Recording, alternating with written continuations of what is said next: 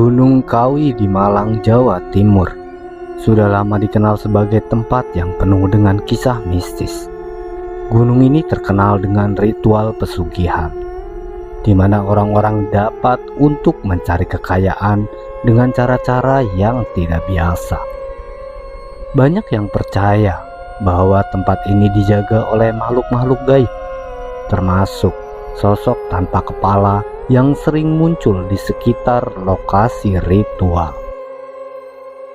Seorang petapa bernama Raden Wira yang sudah lama menjalani kehidupan spiritual memutuskan untuk bertapa di Gunung Kawi demi mencari ketenangan dan memperdalam ilmu kebatinannya.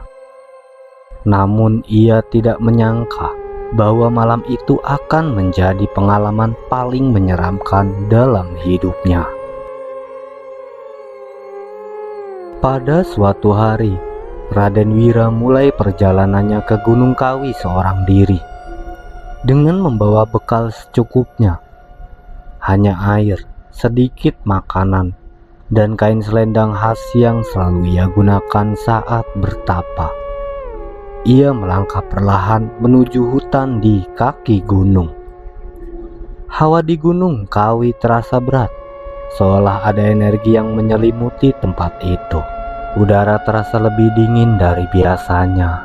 Meskipun masih sore hari, sesekali ia mendengar suara-suara aneh di sekitar hutan, seperti bisikan samar yang tidak jelas asalnya.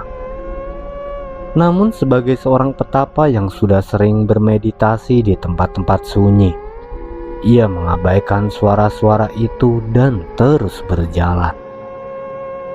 Setelah mendaki selama beberapa jam, Raden Wira tiba di sebuah area datar yang cukup luas.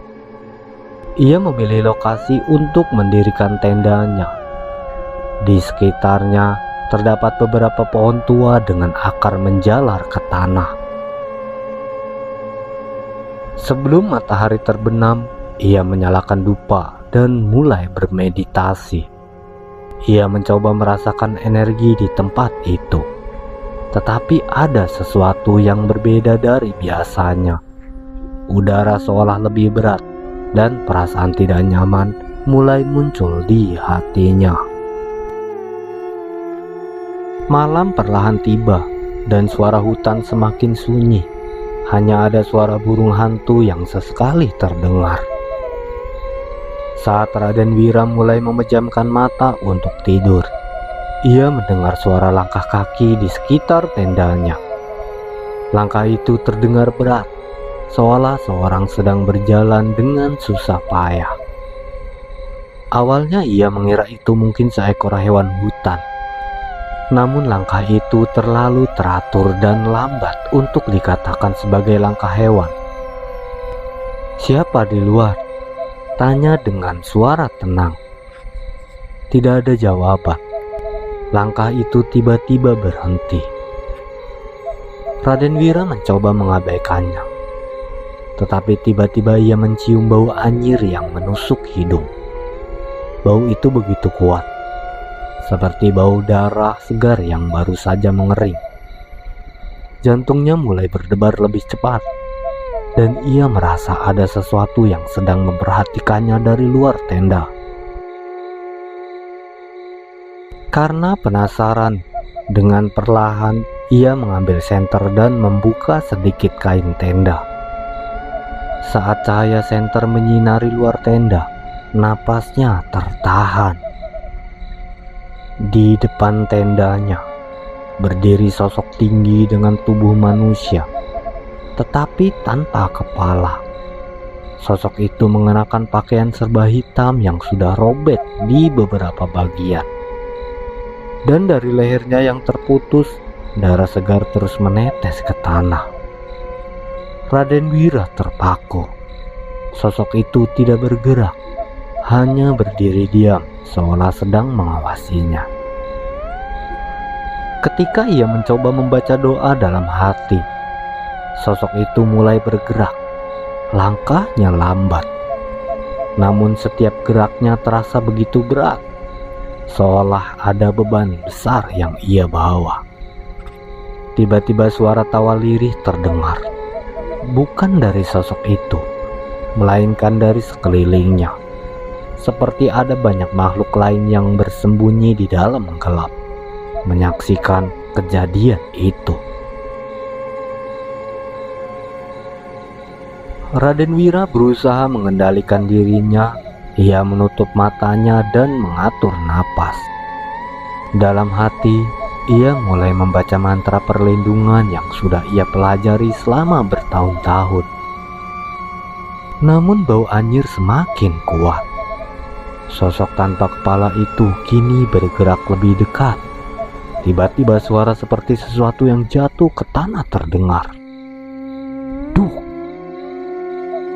Saat Raden Wira membuka matanya, ia melihat sesuatu yang membuat bulu kuduknya berdiri.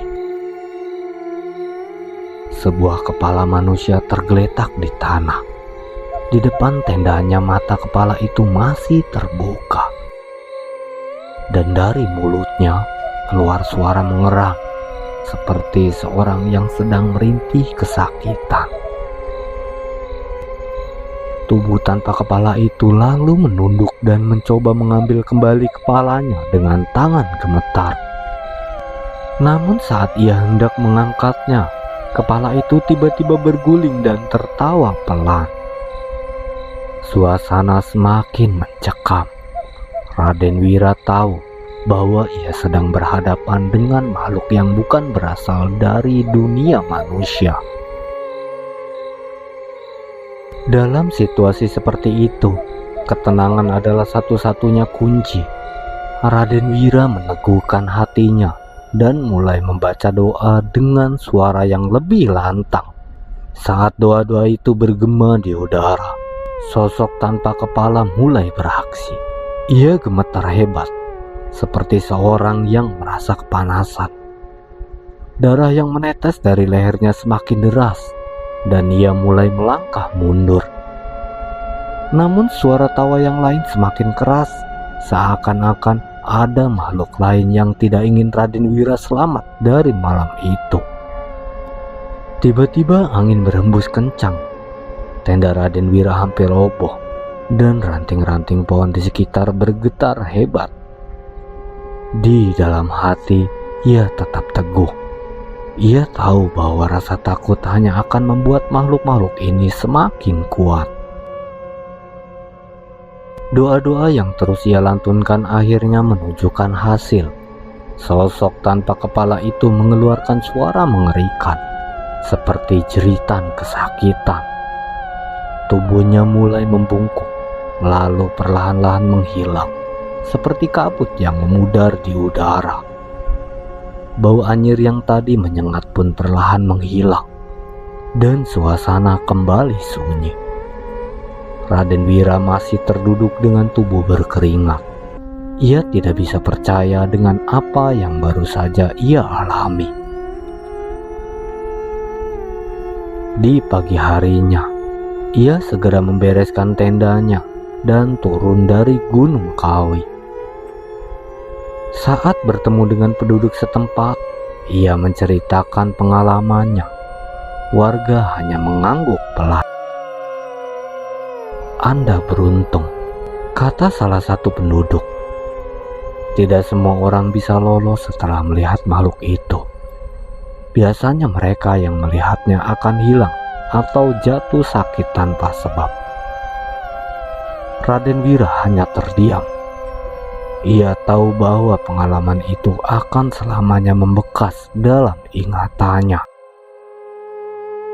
Gunung Kawi memang menyimpan misteri yang tak terungkap, dan bagi mereka yang nekat mencoba mengusik keseimbangan di sana, konsekuensinya bisa lebih dari sekedar ketakutan.